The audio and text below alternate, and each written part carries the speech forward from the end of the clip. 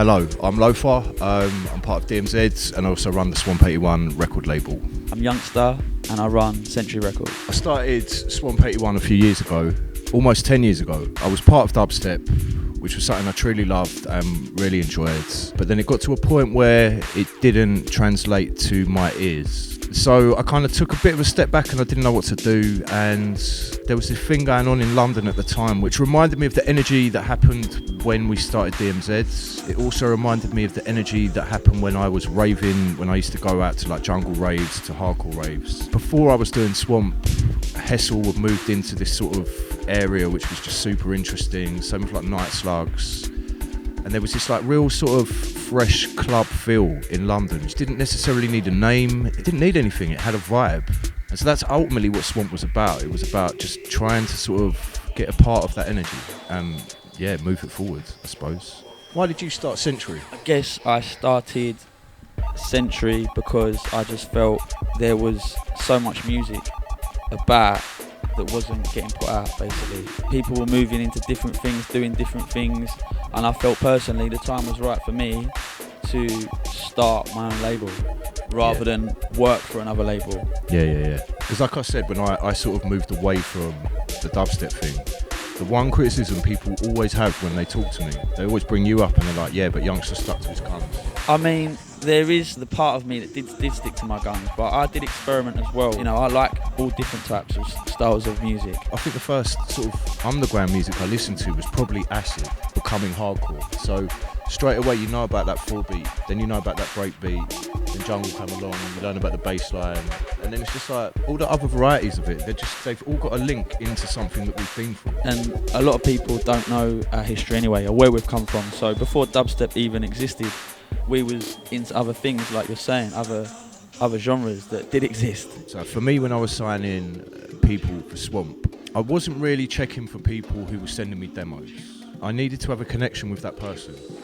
So for example, like with Bodikar, with like Zeb Bias, we would talk for hours and hours and hours about influences, about drum machines, about synthesizers, about whatever, but about what we were doing.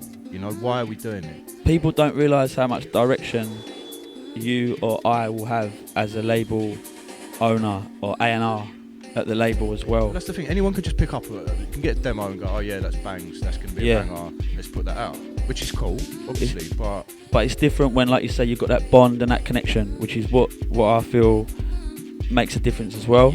And I feel the same with Sentry. It's like, I wouldn't say we're all one. You know, we are one family, but we're all doing different things as well. But we're all interconnected. I mean, I'm up for a random person coming on the label that is brand new. That is the whole point of things as well, which is not, you know, we're not saying that ain't the point. But I feel we have to build a bond and a bit of a connection. Exactly that. If a new person comes along, I've got vibes with them. I feel that is the key to it. I mean, I'm not saying I'm a master A&R guy, but I think just go with what you really love. But I think it's definitely important to not just help the artist build, but you've got to help them go in the direction they want to go, but also maintain the sound of it, what we want. I feel like there needs to be something a bit fresh right now. I feel it's time for something fresh. And it's the Morriarchi, innit? Who's the Morriarchi guy? I mean, it's like, do you know what? It's Morriarchi, yeah. And this guy, SUMGii. And I just heard his beats and I was just like, wait a minute, like, what is this? One that actually hooked me is a track called Brink, and that was 105 BPM. Yeah, you showed me that one. Right? Yeah. But when I'm hearing this, I'm like, how have I not heard this? The snare's just... Yeah, he's definitely one to watch. I'm glad we got him on the but this is event. the thing. Definitely. So the reason I got through to him was through Morriarchi, who's also in that same kind of gang. He produces for the same like MCs, etc. I mean, they do their own things, but they are linked. Getting in contact with these guys has just given me so much energy recently. They've got their own sound, definitely. You know, they both used to come like DMZ as well. Well, that's the thing. I was going to say, SUMGii's been about for a while. SUMGii's been about. I think SUMGii even went to Forward before I went to Forward. That's what I'm saying. Right? He knows, so we've got to big up SUMGii. Yeah, definitely. You want to catch the special guest? Oh, bruv, trust me. I really like the SUMGii stuff. I'm keen to hear so excited the about Morriarchi bits. Yeah, I mean, hopefully we're going to do some work with them with Swamp next year. Sim. So again, someone that I built a bond with. Yeah, man. You've helped him progress a lot as well, right? Exactly. So I feel anyway. He's massively progressed and worked hard. and I think that this release is a great thing for him. He's just had something drop this year on someone else's label, but I feel this is the one. So yeah, he's definitely one to watch, and I'm glad I've got him as part of the label. The sound that I like anyway, there is a lot more of it recently, and there is definitely a resurgence of some sort, and there seems to be a lot more choice. But there is for sure so much good stuff about, and all different BPMs as well. That's why I think really I don't want to keep Sentry just 140. I never said I'm starting a dubstep label. I said I'm starting a label, but I played dubstep. That's the thing. My first 3 or 4 releases on Swamp were 140. Exactly. And then it was like, and it was cool because it was just before that. They were different thing. As well. They were, but they weren't enough different. They were good, don't get me wrong, and I loved them. But I just felt like we were treading old ground. They weren't the same old though. No, you're right. But when I heard Foot Crab, right, and when I heard like Work Them, Pearson sound, I was like, wait a minute, bang. That was very different. Very different. That was like, okay, we'll break out the box a bit here. And that's when I met Bodikar, and then it all just happened quite organically. It was like, yeah, this is the sick shit.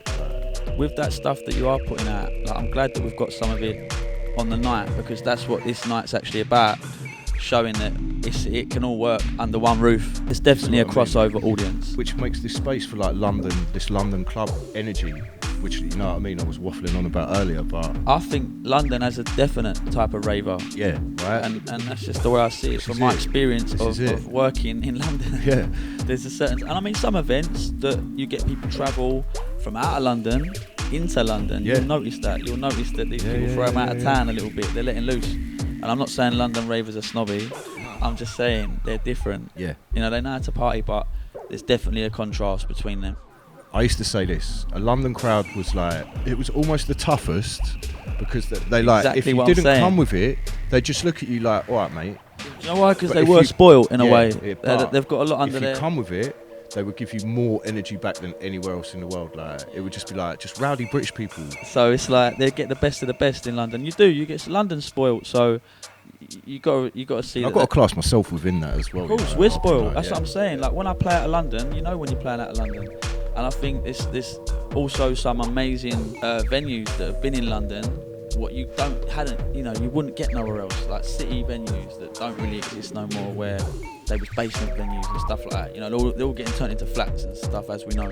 I mean, the fact there's not a lot of small clubs in London anymore it hasn't helped the London club scene. The small little clubs help start small little scenes. If we didn't have Plastic People, we probably wouldn't have had dubstep. Everything's a festival now, isn't it?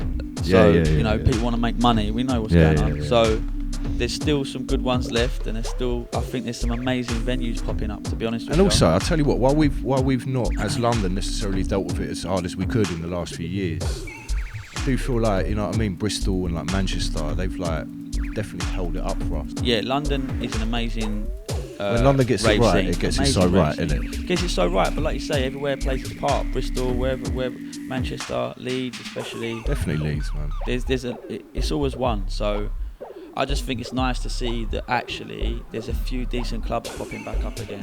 When we were like, people were actually catching on to what we did, it was crazy. It's like, what? Yeah, that was an amazing feeling. Of course, yeah, to be doing something so small and then see it catch on and go so big. Like, I don't know, I don't think anything will do that again that quick and that fast, because so, remember they thought of we were the internet. They thought we were chill out music and that. It's put us in room 3 with no subs and that. And then of course, we had to start somewhere. They get pissed off when we blew their speakers and shit. And I didn't. I don't know who that was. It's probably someone I know that read lines a lot. Oh mate, no. But I ain't gonna drop his name. But yeah, we was in room 2s and it was cool. It was fun, and I enjoyed it, and it's nice to see the growth. So, I'm really happy about the fact that we're doing a room 2. I think that is a perfect opportunity to get people like Morriarchi, the version guys as well, Orson and Hops. I was just about to say them guys, and they've been repping for a while. They're not man. they've been about for a minute. They're not new. As long as us. They've been around as long as us. So I think that's perfect to have them in room 2, and some of the newer guys, building up into that room, going to bigger rooms from a smaller room. It's nice to see. And then obviously we've got Biome coming down from Manchester. Yeah, Paddy, he kills it. Exactly. Absolutely kills it, and has been for years, man. And Foamplate, who's more newer artist though, right? But I think he's pretty good. So yeah, Pokes' thing episode, I met Foamplate there. His set was wicked, and he's a really nice guy. I'm quite excited to have him on the lineup. The room we're doing isn't isn't huge. We could have maybe looked bigger, but I think this is the perfect little home for what we're doing. This is like, and also I used to do swamp nights here years ago, and it's tried and good to come back, man. It's good. I'm Exactly. excited to come back to this place. I really am. I used to do like little nights in Croydon years ago. Dub session. Yeah, because I played at that. Yeah, man. Yeah, of course. And then we did pub session. So remember that in the old Blue Last? Yeah, of course it was. Yeah, that's kind of where it started, I think. So from when you was doing it with just you and Mala and Koki, it was just you three and doing Pokes. it, right? And Pokes. So it was just you guys doing that, right? The dub sessions and then the DMZs. Yeah. So it's a lot of work, and that's the thing. Yeah, it was. We linked the club. It was the same with the record label. It was everything. It's a lot of work. It was just like, it's that thing. If no one's doing it, you've got to do it yourself.